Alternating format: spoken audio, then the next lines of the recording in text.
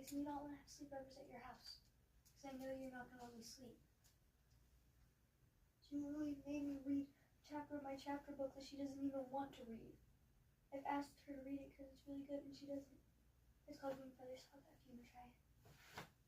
It's like this big. No, it's actually like this thick if you get really thick